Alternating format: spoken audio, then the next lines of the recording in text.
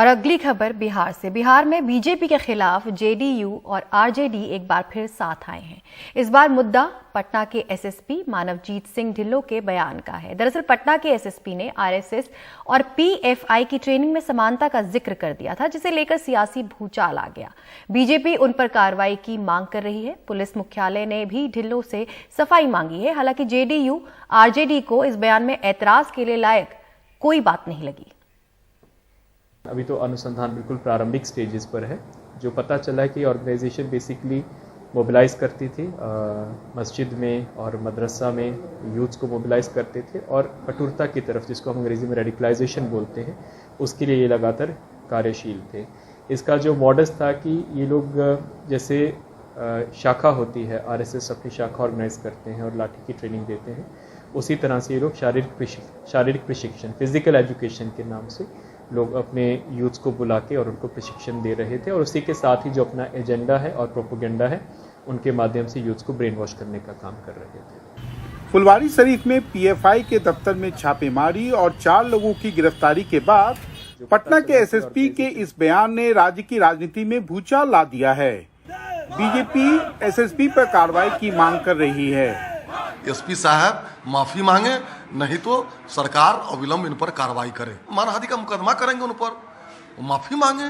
एक राष्ट्रवादी संगठन को आप एक गजवा हिंद जो इस्लामीकरण सोचता है, जो सर से तन जुदा करने की बात करता है, उससे आप जोड़ रहे हैं एक राष्ट्रवादी संगठन को, आरएसएस को, तो ये उनके मानसिक दिवालियेपन का प्रतीक नहीं है क्या?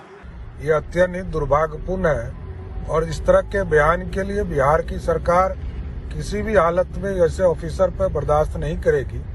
और मैं भी डिमांड करता हूं माननीय मुख्यमंत्री जी से कि इनके खिलाफ तुरंत शीघ्र कार्रवाई किया जाए। लेकिन जहां भाजपा के कई समर्थक सड़कों पर प्रदर्शन कर रहे हैं, वहीं आरजेडी और जेडीयू दोनों के नेता बीजेपी को नसीहत दे रहे हैं। जो भी कहा है ये झूठ थोड़ी ना कहा है, कुछ तो है, तभी ना पटना के एसएसपी साहब ने ऐसा कहा है। और हेड ऑफ पुलिस है पटना के, तो आप समझ जाइए। बहुत से लोगों ने पहले भी आरएसएस पर बहुत सी बातें की है, अब लोग सब केंद्र में मंत्री बने हुए हैं, ऐसा भी तो है उदाहरण। यह विषय राजनीति का तो है नहीं कि हम लोग यहाँ से कोई डिसीजन दे दें, यहाँ से डिसीजन नहीं हो सकता है ऐसे विषय। नहीं, देखिए, बिल्कुल एक सिलेक्टिव मिस इंटरप्रिटेशन है। इसको मैं पहले भी क्लैरिफाई कर चुका हूँ।